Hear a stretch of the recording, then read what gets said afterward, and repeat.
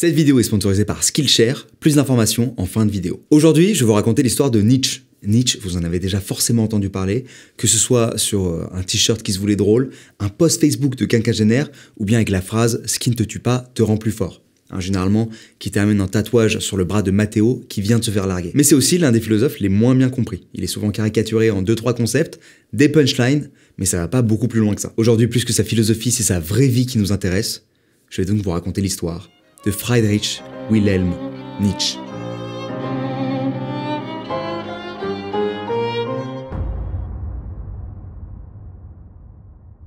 Le petit Friedrich naît en 1844 à Röcken, un petit, vraiment tout petit village prussien. C'est l'Allemagne actuelle. Dès le début de son enfance, ça commence très fort pour Nietzsche, puisqu'il a seulement 4 ans lorsque son père meurt d'une blessure à la tête, et moins de 2 ans plus tard, son petit frère Joseph meurt à son tour. On commence cette vidéo dans la bonne ambiance. Il grandit donc surtout avec sa mère, Franziska, et sa sœur, Elisabeth. Donc très jeune, il est confronté à la souffrance du deuil, et vous allez voir, c'est des événements qui ne sont qu'un avant-goût de ce qu'il attend dans sa vie. Mais heureusement, Nietzsche n'est pas précoce que dans la souffrance, c'est aussi un petit génie, tout simplement. Pour vous donner une petite idée, à l'âge de 12 ans, il écrit déjà ses mémoires. Voilà, il écrit un truc genre « Qui suis-je ? Histoire de ma vie ». Voilà. Moi, à 12 ans, j'étais sûrement en train de regarder Midi les Zouzous, pendant que lui, il écrivait son autobiographie. Chacun sa life, finalement. À part ça, il s'intéresse à un milliard de domaines, notamment la photo, et c'est pour ça qu'on a autant de photographies de lui, comme celle-ci, par exemple. On le voit là, fièrement, en pleine puberté, qui joue les Napoléons. C'est sûr, c'est le genre de gars qui était là comme ça, à mettre sa main là, pour pas qu'on le recopie. Mais ce qu'il kiffe encore plus que la photo, d'ailleurs même plus que tout, c'est la musique. Il joue du piano, il compose, il improvise tellement bien que son ami Karl von Gersdorff, on va dire Karl, disait de lui la chose suivante. « Je ne crois pas que les improvisations de Beethoven aient été plus poignantes que celles de Nietzsche. » On est sur la grosse comparaison flatteuse. Vraiment un bon pote, ce Karl. Et en fait, il est tellement passionné par la musique qu'il veut en faire son métier. Il veut tout plaquer pour faire ça. Qui ne va pas être d'accord ? Sa mère, évidemment, bien sûr. Il a commencé des études de théologie, c'est l'étude de la religion, et sa mère veut qu'il devienne un homme de foi, comme son père. Donc la musique, c'est tout simplement non. Et Nietzsche, il a pas trop le choix, quoi. Il est un petit peu obligé de ravaler son seum. Mais en réalité, ça va beaucoup le marquer. Et toute sa vie, il restera un artiste contrarié. Mais malgré tout, un soir, tout d'un coup, sa vie va basculer. C'est un petit peu comme la ruelle de Bruce Wayne ou l'araignée radioactive de Spider-Man. Par hasard, il passe devant la vitrine d'une librairie et là, il voit un truc. Et il se passe quelque chose que lui-même ne peut pas expliquer. Il dira la chose suivante. « Je ne sais quel démon me souffla, rentre chez toi avec ce livre. À peine dans ma chambre, j'ouvrais le trésor que je m'étais acquis et je commençais à laisser agir sur moi cette énergie des sombres génies. Ce livre, c'est pas n'importe quel livre, c'est Le Monde comme volonté et comme représentation de Schopenhauer. C'est le déclic qui changera sa vie à jamais, parce qu'à partir de maintenant, il sera philosophe. La première étape à franchir pour devenir philosophe, c'est lire de la philosophie, et ça, il va pas s'arrêter. Il va enchaîner non-stop. En parallèle, il continue ses études, d'ailleurs il est toujours aussi brillant, mais il laisse tomber la théologie, et maintenant il fait de la philologie. Alors, ça ressemble à la philosophie, mais ça n'a absolument rien à voir. C'est l'étude historique des langues. Chacun son kiff. Moi, c'est moins mon délire. Mais je respecte. Et finalement, il devient prof de philologie à 24 ans dans la prestigieuse université de Bâle. Et c'est à ce moment-là, alors que tout semblait bien se passer pour lui, qu'il va entamer une descente aux enfers. Et le premier événement qui va le marquer, c'est le début de la guerre franco-allemande en 1870, alors qu'il a 26 ans. À ce moment-là, Nietzsche est plutôt patriote, donc il va quitter Bâle. Il va s'engager dans l'armée en tant qu'infirmier et il va vite revenir, quoi. Il va vite revenir en étant malade, traumatisé de tout ce qu'il a vécu et peut-être un petit peu moins patriote qu'avant. Et c'est là qu'il écrit son premier livre, La naissance de la tragédie, en 1872.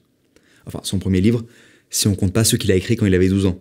Parce que ça compte pas vraiment à 12 ans. Le livre contribue à le faire connaître, mais pas vraiment de la bonne manière. Parce que dedans, il parle de toutes les désillusions qu'il a eues envers son pays. Et pour beaucoup de gens, ça fait de lui un paria. Les gens commencent à le boycotter et plus personne ne vient à ses cours. C'est un shitstorm.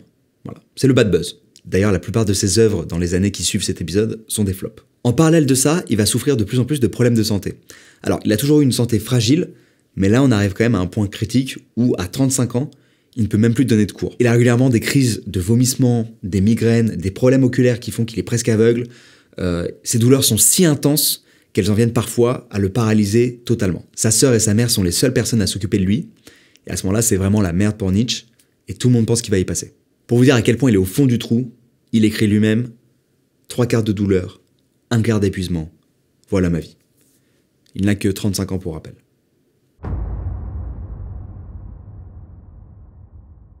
Finalement, mental d'acier, il finit par s'en remettre, et quand il commence à aller mieux, il se prescrit lui-même des voyages au soleil avec son pote Paul Rée, qui est un autre philosophe. Il en a marre de la grisaille allemande, donc il se fait un petit tour d'Europe pour se faire kiffer un petit peu. La journée, il s'organise des grandes promenades dans les montagnes, etc.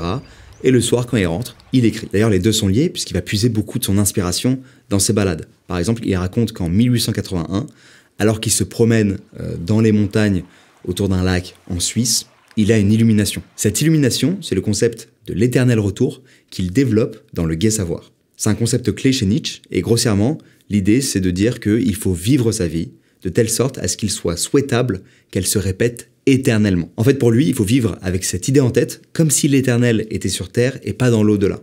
Au passage, c'est un concept qui montre bien à quel point il peut être critique vis-à-vis des religions, et ça c'est un truc qu'on retrouve beaucoup dans l'œuvre de Nietzsche. Mais pour convenir à son idéal de l'éternel retour, il manque quelque chose dans la vie de Nietzsche. Il manque même quelqu'un. Parce que les promenades avec Paul Rée, c'est sympa, mais ça va 2 minutes. Lui, il veut trouver l'amour. Mais du coup, il dit que là, à 40 ans, il s'agirait de se dépêcher et il commence à confondre vitesse et précipitation. Du coup, il commence à demander en mariage n'importe quelle fille qui lui plaît. Et ça marche pas trop. Mais finalement, il va tomber amoureux d'une fille qu'il rencontre à Rome et avec qui ça va matcher de ouf. C'est une brillante intellectuelle qui s'appelle Lou Salomé. Sauf que Lou, elle va aussi plaire à Paul Rée, notre pote de voyage. Donc Paul Rée et Nietzsche, ils vont pas rester potes. Ils vont devenir plus que potes. Parce qu'ils vont former un trio amoureux avec Lou. Ouais. Ah, je sais, celle-là, elle est inattendue. Les trois se kiffent, ils veulent plus se quitter, et ils forment ce qu'ils appellent eux-mêmes la Trinité. Ils sont dans leur délire, on respecte, c'est la Trinité, voilà. Par contre, il y a une petite déception, c'est que c'est une Trinité platonique. Voilà. Ils ont des orgies, mais intellectuelles. Ils ne s'autorisent pas à aller plus loin. Nietzsche, vous le savez, il kiffe la photo, du coup il met en scène le trio dans un shooting, et il donne un fouet dans les mains de Lou Salomé, et c'est pas anodin, parce que Nietzsche, ça lui fait vraiment souffrir, cette situation avec Lou. Ce qui lui fait mal, c'est justement son esprit libre. Elle refuse de lui appartenir, elle refuse d'être son élève, qu'il soit son maître, qu'elle soit sa femme. Et ça, ça va briser la Trinité. L'équilibre du trio se brise, et Nietzsche va soigner sa rupture en écrivant une œuvre fondatrice. Ainsi parlait Zarathustra. Ce livre, c'est l'histoire de Zarathustra, qui demande à ses disciples de s'émanciper de lui. C'est un prophète qui annonce une idée fondamentale et complexe dans la pensée de Nietzsche. Dieu est mort. Comme tous les concepts de Nietzsche, c'est quasiment impossible de l'expliquer en quelques mots. J'avais fait un coup de fil sur Nietzsche, d'ailleurs, à l'ancienne. Mais en gros, c'est l'idée que le monde n'appartient plus au ciel, mais à l'homme. Il promeut l'émergence d'une nouvelle culture, qui est basée non pas sur la morale chrétienne ou les vieux principes de Socrate, mais autour de la figure de Dionysos, qui est le dieu de la danse et de l'ivresse. Cette nouvelle culture, elle doit passer par une nouvelle morale, et l'idée c'est pas de s'étendre sur le sujet, parce que, encore une fois, c'est pas une vidéo sur la philosophie de Nietzsche, mais sur sa vie. Et justement, en parlant de sa vie, cette philosophie-là, elle est en rupture totale par rapport à son éducation, qui elle est plutôt religieuse. Quand je dis plutôt religieuse, c'est un euphémisme, parce que son père était homme de foi. Voilà. L'idée donc, c'est tuer Dieu pour reconstruire une culture totalement différente. Et ce qui est marrant, c'est que du coup, dans ce qu'il raconte, on ressent clairement l'influence de l'esprit libre de Lou Salomé, et il y a vraiment ce concept d'émancipation. Cette expérience amoureuse l'a bouleversé, et ce livre va être un séisme métaphysique. On est à la fin des années 1880, Nietzsche atteint la notoriété en Europe, il est donc au sommet de son art. Et si je dis sommet, c'est pas pour rien, c'est parce qu'ensuite, c'est la descente aux enfers. Vous vous souvenez de ses problèmes de santé ? Ils sont pas vraiment partis. Et là, ils reviennent en force. Sa santé est tellement désastreuse qu'il dit lui-même que parfois, il a envie de se tirer une balle afin de ne plus avoir les douleurs liées aux migraines. Il écrit en 1888 dans Ecce Homo, son dernier livre, « Je ne suis pas un homme, je suis de la dynamite ». Et un jour, il explose. On est le 3 janvier 1889, à Turin, et alors qu'il sort de chez lui, il voit un cheval se faire fouetter par un cocher. C'est une scène qui est relativement banale à l'époque. Mais pourtant, lui, il voit ça, et il pète un câble.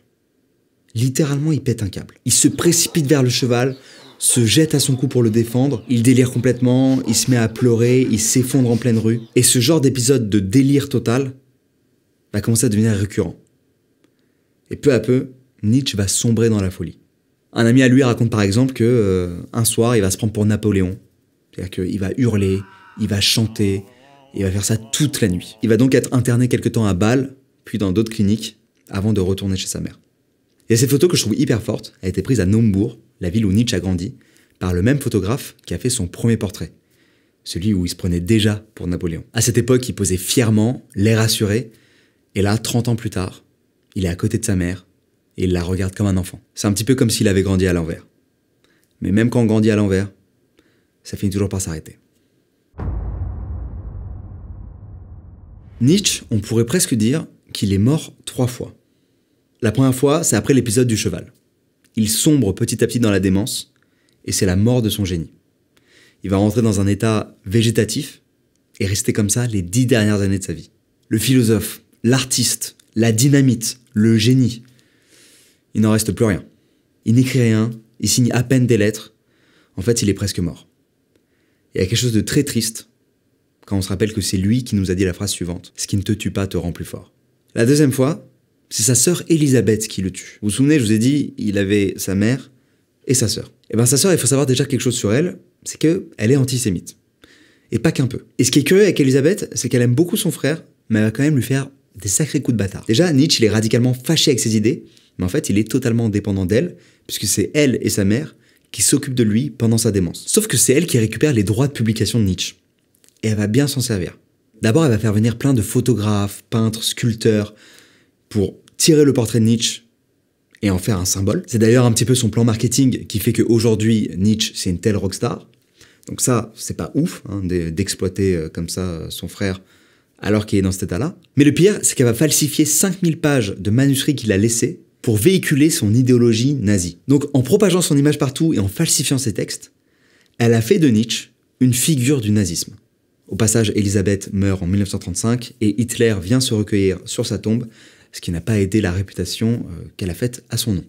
Et tout ça, c'est un peu une mort idéologique pour Nietzsche. Heureusement, c'est pas une mort qui va durer dans le temps. Il va renaître de ses cendres. Ça dure jusque dans les années 60, et après il y a des philosophes et des chercheurs italiens qui montrent qu'en fait, il y a eu falsification des textes. Sa dernière mort, elle est biologique. Elle se passe à Weimar, le 25 août 1900, de ce qui semble être une pneumonie. Il avait 55 ans et il est enterré juste à côté de son père, au pied de l'église Röcken. Ce qui est assez ironique pour quelqu'un qui a passé sa vie à théoriser la mort de Dieu. Mais avant de vous laisser, il faut que je vous parle du sponsor de cette vidéo. Cette vidéo est sponsorisée par Skillshare. Skillshare, c'est un site en ligne pour apprendre tout un tas de choses et le faire de manière communautaire. C'est très axé sur la créativité, donc on peut apprendre plein de choses sur la photo, le dessin, la musique, il y a aussi de la productivité, il y a aussi de la cuisine. Et moi, personnellement, j'ai pris une formation sur les plantes. C'était une formation d'1 heure, c'était super intéressant, c'était vraiment tout ce qu'il y avait de savoir pour les débutants sur, maintenir des plantes en vie, quoi, et les faire prospérer. C'est un cours par Christopher Griffin, Plant Queen sur Instagram, et le cours s'appelle Plants at Home, Uplift Your Spirit and Your Space. Donc, plante à la maison, améliore ton cadre de vie et ton esprit. La vidéo là, elle est en anglais, mais vous pouvez activer les sous-titres français, et d'ailleurs, la plateforme elle-même est en français. Un truc que j'ai kiffé, c'est vraiment cet aspect communautaire, c'est-à-dire que par exemple à la fin du cours, il disait de se prendre en selfie avec ses plantes, et donc c'était cool parce que il y avait plein de photos de gens qui ont suivi le cours, qui étaient là avec leurs plantes, etc. Et ça donne un peu cette impression de pas être tout seul quoi, à suivre le cours devant son ordi. Il y avait vraiment cette impression collective, et ça j'ai kiffé. Je suis sûr que vous trouverez un cours qui va vous correspondre, et Skillshare nous régale, puisque pour les 1000 premiers parapotes qui cliquent sur le lien dans la description, eh bien vous n'avez pas 14 jours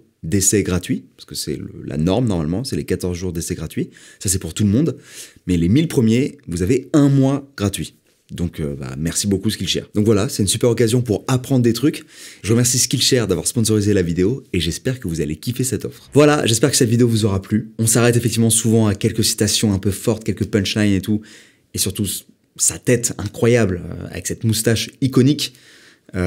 Mais voilà, maintenant que vous avez son histoire un peu plus en détail, histoire extrêmement triste, extrêmement dure, mais j'espère que tout ça vous aura plu. Je vous dis à très bientôt pour une prochaine vidéo. Love, peace, ciao.